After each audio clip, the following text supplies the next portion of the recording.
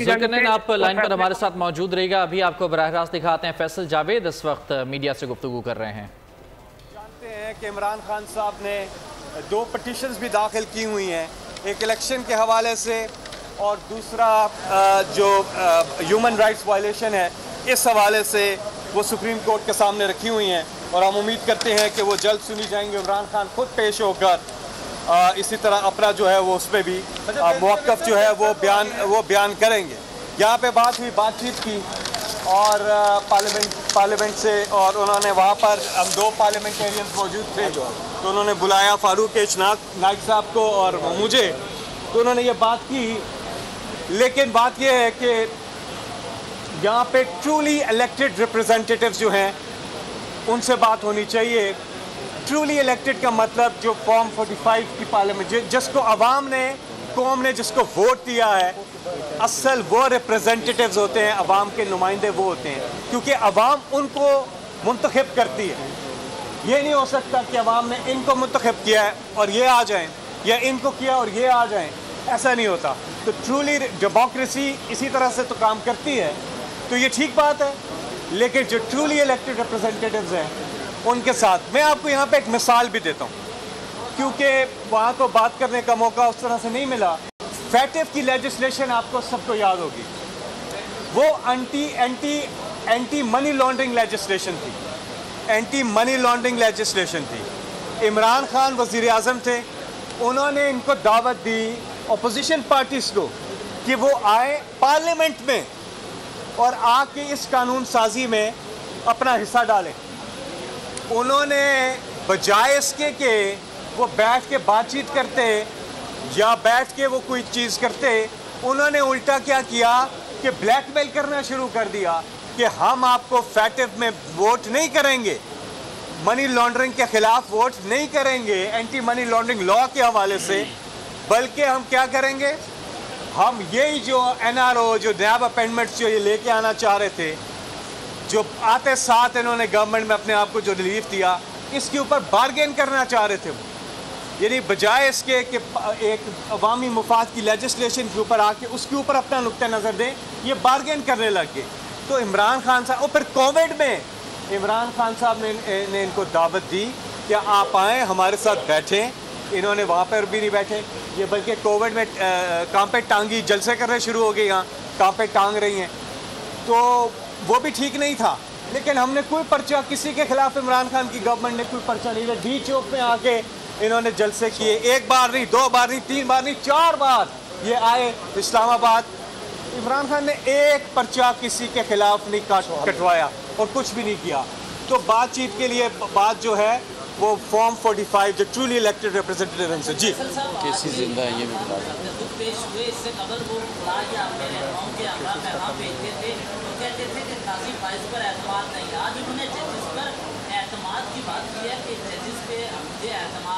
तो आपकी पार्टी भी आप उनके साथी हैसियत में जो उन्होंने गुफ्तगू की इस पर एतमाद करते हुए काजी फाइज और जजेस पे एतमाद करेगी? देखिए, जब वोट ऑफ नो कॉन्फिडेंस आई और यही सुप्रीम कोर्ट ऑफ पाकिस्तान में अदालत लगी, रात को लेट नाइट अदालत लगी, तो इमरान खान ने कुछ भी नहीं आगे से डायरी उठाई और घर चले गए। इमरान खान तो अदालतों का एहतराम करते हैं, लेकिन जस्टिस सजाद अली शाह की अदालत पे क्या हुआ था, किस तरह से हमला आवर हुए थे, तो ये तारीख आपको बताती है सारे इवेंट्स। इमरान खान हमेशा अदालतों का भी और रूल ऑफ लॉ के साथ और कानून के साथ खड़े होते हैं। अच्छा, आज बाकायदा तौर पे जजेस ने ये भी ऑफर की कि आप आएँ और बानी पे चेयरमैन PTA इमरान खान से कि अपनी पार्टी को लीड करें, राइट, अपोजिशन लीडर हैं, तो क्या इसमें मैच्योरिटी नज़र आ रही है? क्योंकि फॉर्म 47 पे 45 पे तो उन्होंने रोक दिया था, जिससे ये केस जो है ऑलरेडी कोर्ट में है।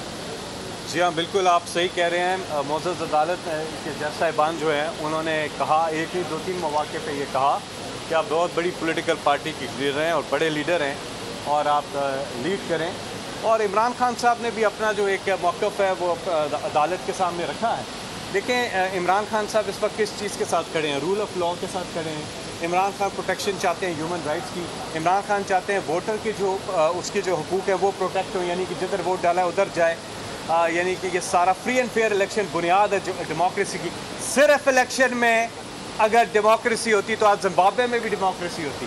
सिर्फ इलेक्शन में नहीं है, फ्री एंड फेयर इलेक्शन में जमहूरियत है। जी ये बताइएगा, इमरान खान की जानिब से जो है वो इंडिया की भी मिसाल दी गई है, वहाँ पर जो है वो कैद के दौरान जो है वो केजरीवाल को जो है वो निकाला गया और इलेक्शन में हिस्सा डाला गया, इलेक्शन में हिस्सा लेने के लिए।